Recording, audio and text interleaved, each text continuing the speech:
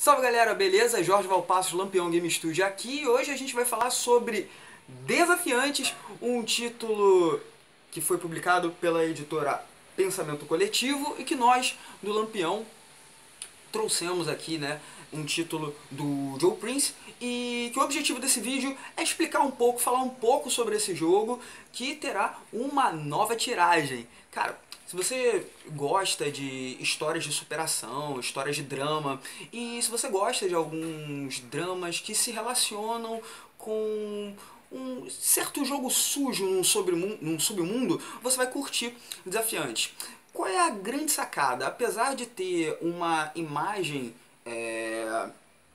que remete a um pugilista bem aqui com um certo sofrimento, não se trata exatamente de um jogo simplesmente em cima do ringue. E aí, todo o trabalho que o Bruno Prosaico fez com todas as artes novas do Desafiante na nossa versão nacional, transmite bastante isso. Esse é um jogo de drama, no qual os pugilistas eles desejam ascender de certa forma dentro da carreira de ser um pugilista profissional, não simplesmente para acumular muito dinheiro, mas entre outras questões para resolver os problemas de suas conexões. E aí o jogo ele já insere um elemento extremamente interessante que adensa o drama nas partidas. Todos os desafiantes, ou seja, todos os personagens, os protagonistas do jogo, eles começam a sua jornada de uma forma bastante tensa. Existe uma relação, um vínculo, e esse vínculo está passando por algum tipo de problema. Podendo ser desde dívidas com o crime organizado até o vício em alguma droga. Todos possuem algum tipo de problema, e um problema bastante grave, que é mitigado por meio de visitas e assistência, por meio da grana que você recebe ao vencer os seus duelos, né, no caso, os seus combates. Então, até antes de imaginar o seu próprio personagem, é interessante pensar no contexto ficcional. Desafiantes dialoga com um tipo de história que é uma história que não é puramente estadunidense, mas que tem muito a ver com o que ocorre em vários espaços no mundo, e aqui no Brasil não está alheio a isso. São pessoas que estão lutando, mas aquela luta que elas têm ali não é apenas uma luta no ringue, mas uma luta da própria vida.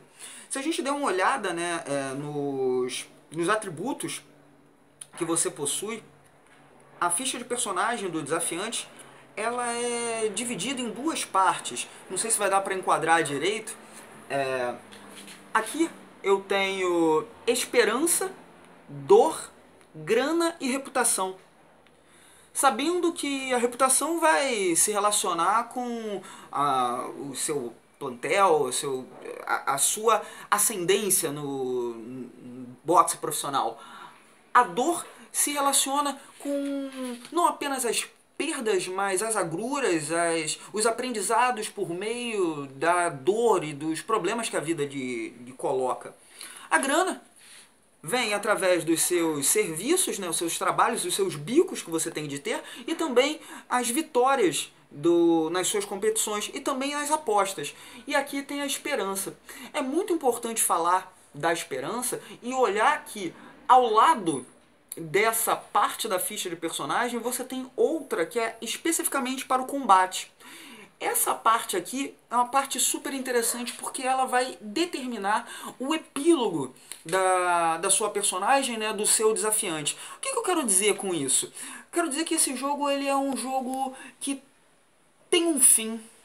Quando você consegue um determinado valor ali de reputação, de glória, né, de fama, você tem um determinado fim, e esse fim vai ser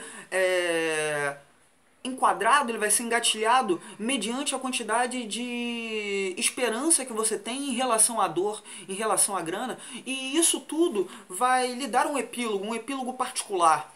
Nesse sentido, é muito interessante nesse jogo você tá tendo uma espécie de economia. Você não simplesmente tem de buscar simplesmente as vitórias e a grana e abandonar as suas conexões, os seus familiares, os seus problemas de vida.